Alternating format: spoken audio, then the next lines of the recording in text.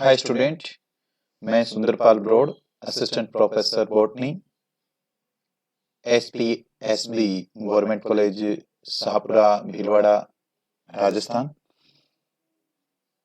आज जो टॉपिक हम पढ़ रहे हैं वो मुख्य रूप से सेल डिवीजन से संबंधित हैं और सेल डिवीजन का टॉपिक पढ़ने के बाद हम इस वीडियो के जरिए सेल डिवीजन के इम्पोर्टेंट जो क्वेश्चन हैं उसको समझेंगे हम कि इम्पोर्टेंट कौन से क्वेश्चन हैं और उनके उत्तर भी मैं आपको बताऊंगा।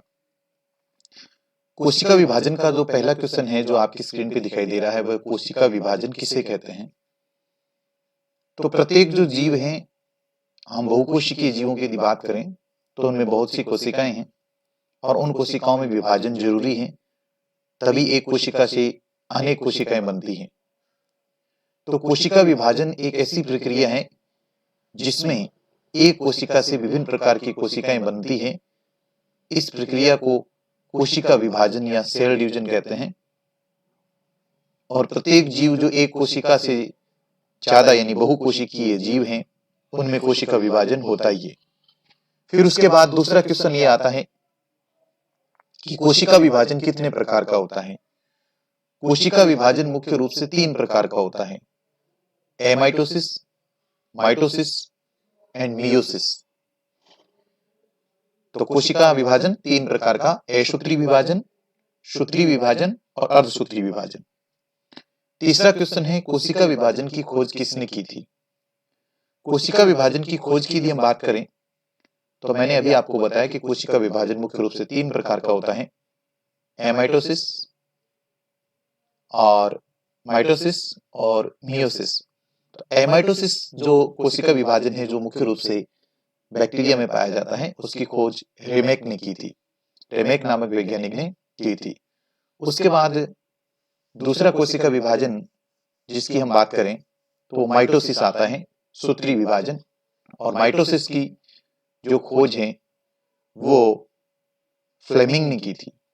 और इसके बाद मियोसिस जो है उसकी खोज फॉर्मर और मूरे नामक वैज्ञानिक ने की थी। तो कोशिका विभाजन की अलग अलग विभाजन है, एमाइटोसिस, माइटोसिस और मियोसिस, उनकी खोज अलग अलग वैज्ञानिकों ने की। कोशिका विभाजन की विभिन्न अवस्थाओं के नाम लिखिए, चौथा क्वेश्चन ये है। तो चौथा क्वेश्चन के अंदर कोशिका विभाजन की विभिन्न अवस्थाएं जो फेजेस हैं उनके नाम लिखने हैं। कोशिका विभाजन को मुख्य रूप से 2 भागों में बांटा गया है, एक तो इंटरफेज और एक एम फेज जिसको माइटोटिक फेज कहते हैं। इंटरफेज अपने आप में अन्य प्रावस्थाओं में बंटी हुई है जिसको हम G1 stage, G2 stage, S stage और बोलते हैं। यानी कि G1, S और G2 स्टेज जो होती है वो इंटरफेज की अवस्थाएं हैं। और इसके अलावा कोशिका विभाजन की एम अवस्था भी होती है जिसको माइटोटिक फेज कहते हैं। और माइटोटिक फेज जो है वो आगे और डिवाइड की गई है, प्रोफेज, मेटाफेज, एनाफेज और टीलोफेज में। उसके बाद हम बात करते हैं 5वें क्वेश्चन की कि प्रोफेज तथा टीलोफेज अवस्था में अंतर बताइए। तो प्रोफेज जो अवस्था है वो माइटोटिक फेज जो है एम फेज की प्रथम अवस्था है और टीलोफेज एम फेज की अंतिम अवस्था है। एक तो ये इसमें अंतर हो गया। इसके बाद प्रोफेज जो है इसके अंदर जो गुणसूत्र होते हैं वो गूंथे हुए होते हैं, पास पास होते हैं, मोटे होते हैं। और प्रोफेज के अंदर केंद्रक के अंदर केंद्रिका जो होती है, प्रोफेज अवस्था होती है कोशिका विभाजन की, उसमें जो केंद्रिका है, न्यूक्लियोलस, वो नष्ट हो जाती हैं और केंद्रक झिल्ली भी नष्ट हो जाती है। और टीलोफेज जो अवस्था है इसके अंदर कोशिका विभाजन की वह अवस्था है जिसके अंदर केंद्रिका पुनः प्रकट हो जाएंगी और केंद्रक झिल्ली भी बनना शुरू हो जाती है। तो ये 2 मुख्य अंतर हो गए इसमें। उसके बाद छठा क्वेश्चन है कि कैरियोकाइनेसिस किसे कहते हैं।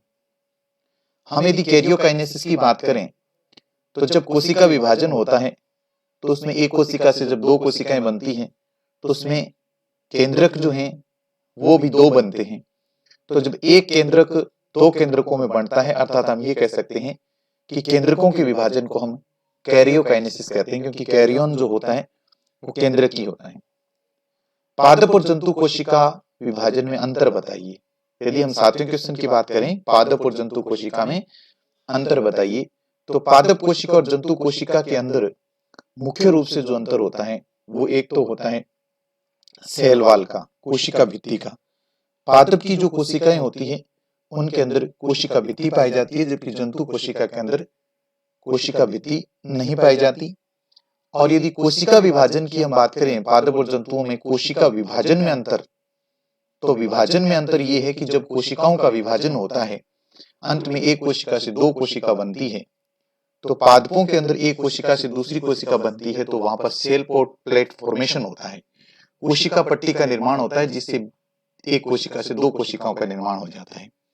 जंतुओं में जो कोशिका विभाजन होता है वो सेल प्लेट फॉर्मेशन के द्वारा नहीं होता, उसमें जो विभाजन होता है वो एक विशेष प्रकार के अंदर खांच बनती है, उस खांच विधि से या खांच निर्माण से ही एक कोशिका से दूसरी कोशिका के अंदर एक कोशिका दो कोशिकाओं में बढ़ती है।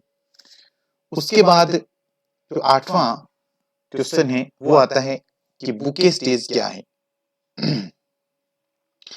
कुछ जो प्लांट्स हैं उनके अंदर लेप्टोटीन जो स्टेज होती है, उस लेप्टोटीन स्टेज के अंदर कुछ पादपों में जैसे लीनियस वगैरह हैं, लीलियम प्लांट में गुणसूत्र जो होते हैं ना वो केंद्रक में एक कोने में एकत्रित हो जाते हैं, केंद्रक के कोने में एकत्रित हो जाते हैं और इस प्रकार एक विशेष प्रकार के स्ट्रक्चर का निर्माण करते हैं।